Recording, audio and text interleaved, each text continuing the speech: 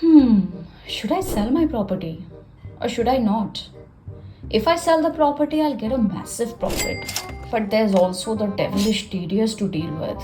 That will eat into all my earnings. But if I don't sell, I might lose out on the great opportunity. Hmm. To sell or not to sell? That is indeed the question.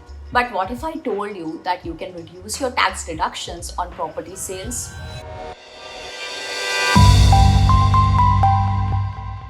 Hey everyone, before I begin, like this video and share it with your other NRI friends and family. Now let's begin. In today's video, we are diving deep into the steps and strategies that can help NRIs reduce their tax burden when selling property in India. Stay tuned to find out how you can keep more of your money where it belongs, in your pocket. Breaking down TDS on property sales for NRIs. First off, let's talk about TDS or tax deducted at source. Whenever an NRI sells property in India, the buyer is legally obligated to deduct a certain percentage as tax before making the payment. The rates of deduction differ based on the nature of your capital gains. Long-term capital gains. If you've held the property for more than 2 years, TDS is 20% of the total gains. Short-term capital gains. If you've held the property for less than 2 years, TDS is 30%. Besides this, applicable surcharge, health and education cess will also be added to the amount. But here's the thing, these deductions might be way higher than your actual tax liability, especially if you've incurred capital losses or if you're reinvesting the gains. But how so? Stay till the end to find out. For now, let's find out the solution to the TDS. Form 13, your key to lower tax deduction. The most effective way to reduce a tax deduction at source is by submitting Form 13 to the Income Tax Department. This form lets you request a certificate for a lower or even zero TDS deduction based on your actual tax liability. If the IT department approves, the buyer will deduct less or no TDS when paying you. Before you jump to any conclusions, let me clarify something important here. Submitting Form 13 doesn't exempt you from paying taxes. It just ensures that the tax deduction reflects your true liability rather than a blanket deduction of 20 to 30%. You'll still need to file your tax return at the end of the year, but you won't have excess tax stuck in government coffers, which can take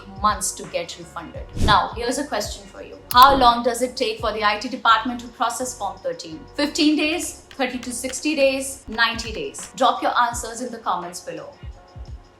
If you guessed B, that is 30 to 60 days, you're right. This means that it's crucial to plan ahead and submit your application early, especially if you are in a rush to sell. Documents required with Form 13. To apply for a lower TDS deduction through Form 13, here's everything you'll need. Signed Form 13, PAN card copy, tax deduction account number, that is TAN, of parties paying you, estimated income during the financial year, computation of income statement for last 3 financial years, estimated computation of income for the current financial year, copies of assessment orders for the last 3 financial years if applicable, copies of IT returns with enclosures and acknowledgement for the last 3 financial years, copies of financial statements and audit reports for the last 3 financial years if applicable, projected profit and loss account for the current financial year. The form itself can be filled out online via the Income Tax Department's Traces portal. However, since the process is pretty tedious, several people consult tax professionals to avoid errors that could delay the approval. TDS rates and their nuances. Let's dive a little deeper to understand how the TDS rates work. A common confusion is whether the TDS rates are applicable to the capital gains or the full sale value. Well, here's your answer. The tax rates for NRIs selling property are higher than for residents. Why? Because NRIs are subject to Section 195 of the Income Tax Act. According to this section, TDS applies to the full sale value of the property, not just to capital gains. Here's an example. Let's say you're selling a property for 1 crore rupees. If it's a long-term capital gain, the buyer will deduct 20 lakh rupees as TDS, which is 20% of the full sale value. However, your actual capital gain might be much lower. Without Form 13, you'll still lose 20 lakh rupees upfront and will have to wait for a tax refund after filing your return. This is where Form 13 becomes your best friend. Once approved, the buyer will deduct TDS only on your calculated capital gains, not the entire sale value. The lack of indexation benefit for NRIs. Previously, with indexation, NRIs such as yourself would be able to increase the purchase price based on the inflation rate. This meant that while selling, your taxable amount for the gains would be reduced. For instance, if you bought a property for 50 lakh rupees 10 years ago and are selling it now for 1 crore rupees, indexation allows you to inflate the purchase price to account for inflation during those years. After indexation, your purchase price might inflate to 70 lakh rupees, meaning your taxable capital gain is just 30 lakh rupees and not 50 lakhs. That's a significant reduction in your tax liability. However, as per Budget 2024, indexation benefits will not be available for the acquisition cost for NRIs for any capital asset from financial year 24 to 25. This is a setback for NRIs, and reducing TDS is becoming even more crucial. Besides Form 13, are there other ways to reduce tax deductions? Well, yes. Here's where tax planning really pays off. Reinvestment. Under Section 54 of the Income Tax Act, if you reinvest the proceeds of your sale into another residential property in India, you can claim a tax exemption of up to 10 crore rupees on your long-term capital gains. Alternatively, if you do not want to buy another property, you can invest in Section 54 EC bonds. These are government-backed bonds with a lock-in period of 5 years, and they give you a tax exemption on capital gains of up to 50 lakh rupees in a financial year. It's time for another quick quiz. Let's see if you paid attention so far. What's the lock-in period for 54 EC bonds? A. 3 years. B. 5 years. C. 7 years. If you've answered 5 years, which is B, you're correct. These bonds not only help reduce tax liability, but they also offer a safe and stable investment. FAQs and common mistakes. Let's cover some common FAQs. What happens if I don't submit Form 13? Without Form 13, the buyer will deduct the standard 20 or 30%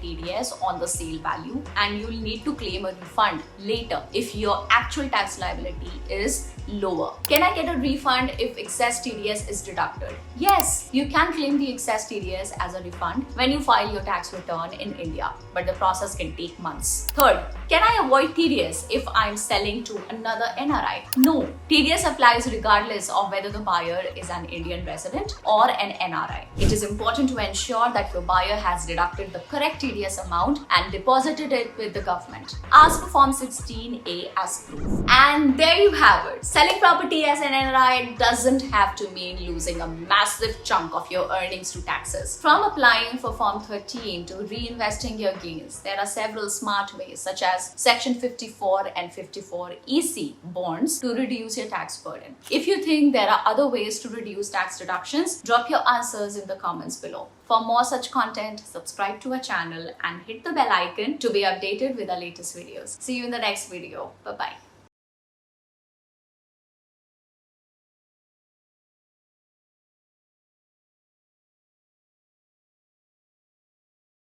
Investment in securities market are subject to market risks. Read all the related documents carefully before investing. Please read the risk disclosure documents carefully before investing in equity shares, derivatives, mutual fund, and or other instruments traded on the stock exchanges.